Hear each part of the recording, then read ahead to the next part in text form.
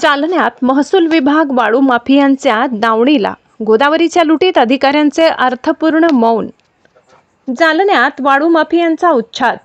महाराष्ट्राच्या नद्यांच्या काळजात वाळू माफियांच्या राक्षसी यंत्रांनी छिद्र पाडलंय. जालना जिल्ह्यातील परतूर तालुक्यातून एक अतिशय खळबळजनक वास्तव समोर आलंय.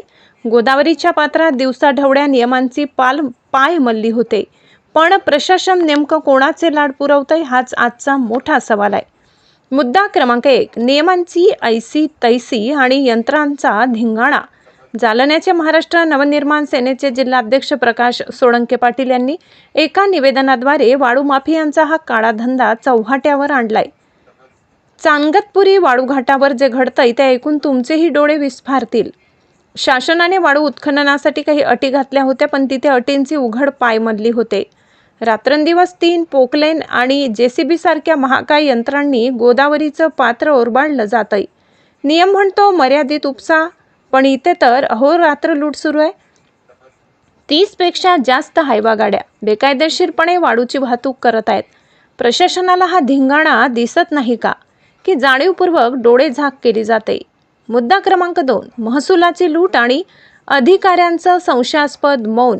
भ्रष्टाचाराचा कळस म्हणजे वाळू रॉयल्टीच्या एका पावतीवर चक्क 3 ते 5 हायवा गाड्या फिरवल्या जात आहेत.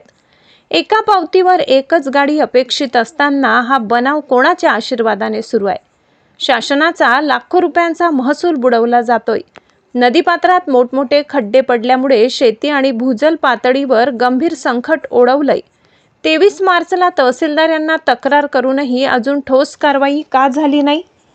प्रकाश सोळंके पाटील यांनी थेट आरोप केलाय की स्थानिक अधिकारी आणि कर्मचाऱ्यांच्या संगनमताशिवाय हा काळाबाजार शक्य नाही. प्रशासनाची भूमिका आता संशयाच्या भोवऱ्यात आहे. मारले जाणारे टोकदार प्रश्न, त्या भ्रष्ट कंत्राटदाराचा परवाना अजून रद्द का झाला नाही? वाळू माफियांच्या यंत्रसामग्रीवर जप्तीची टांगती तलवार कधी येणार? महसूल बुडवणाऱ्या त्या अधिकाऱ्यांची चौकशी शासन कधी करणार? मनसेने आता आक्रमक पवित्रा घेतलाय. जर तात्काळ फौजदारी गुन्हे दाखल झाले नाहीत तर हा वणवा अधिक पेटणार हे नक्की. वाळूघाटाचा हे खेळ आता थांबवावाच लागेल.